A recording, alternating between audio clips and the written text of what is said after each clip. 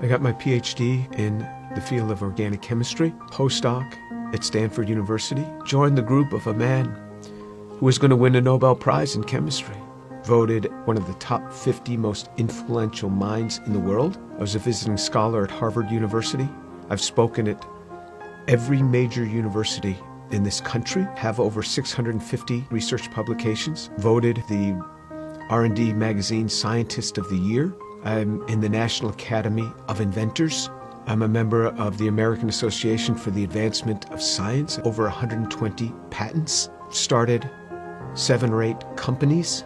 We work in areas that range from medicine to material science to electronics, computer memory, medical devices. We work across a broad range of areas. But more than any of that, what means the most to me is that I'm a Jew who believes that Jesus is the Messiah. I grew up just outside of New York City. I thought everybody was Jewish. I didn't even know that there was anything else. I had no particular interest in that, other than when all my friends were getting bar mitzvahed or bat mitzvahed, and then I would attend, of course, every week. There was never really any excitement for me. I remember once I even tried to talk to a rabbi. He just brushed me off. There was very little explanation for me.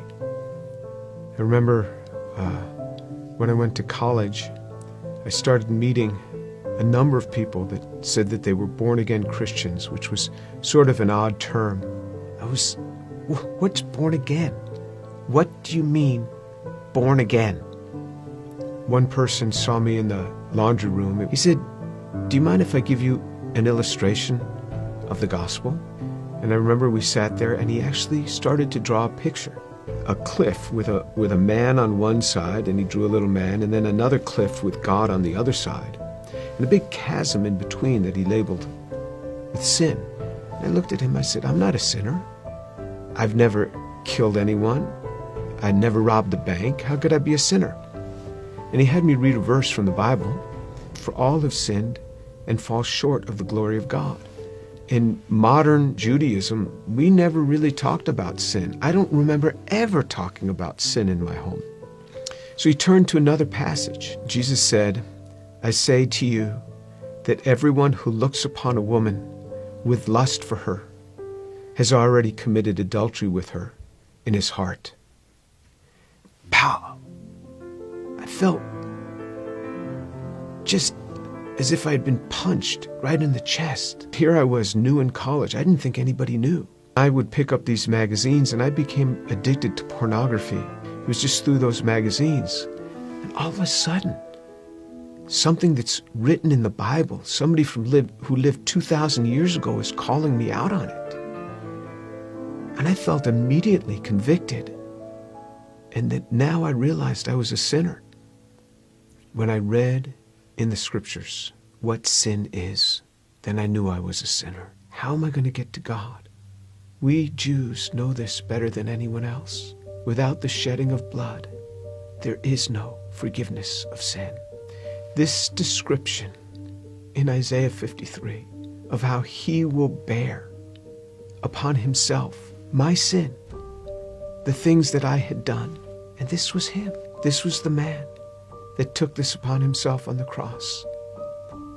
The perfect God comes and gives himself for us. He is the one that gives himself for us.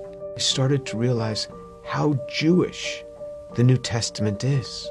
This book is so Jewish. The New Testament is so Jewish. It's all around Jewish people.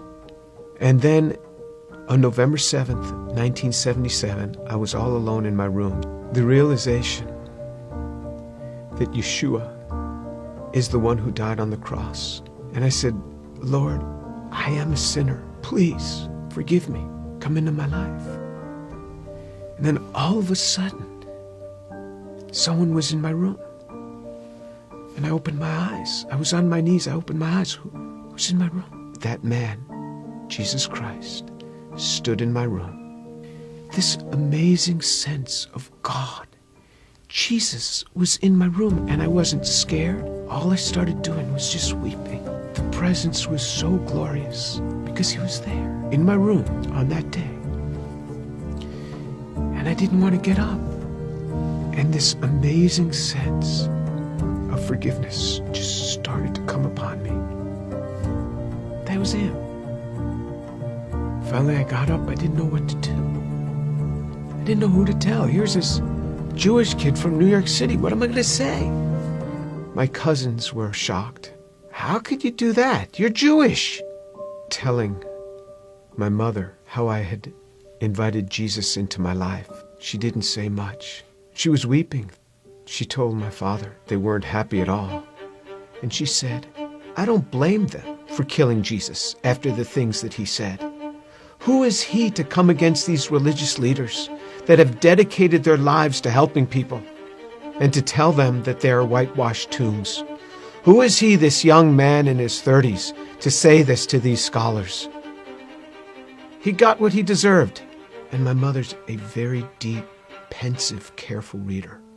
She read from Genesis right on through the Tanakh, the whole thing. When she got done, I said, what did you think? She said, God warned us over and over again. He warned us. When my daughter was about 15, my mother and father came to visit us. At one point, my mother went into her room for several hours. She came out. She said, quite a young girl you have. She talked to me for a long time.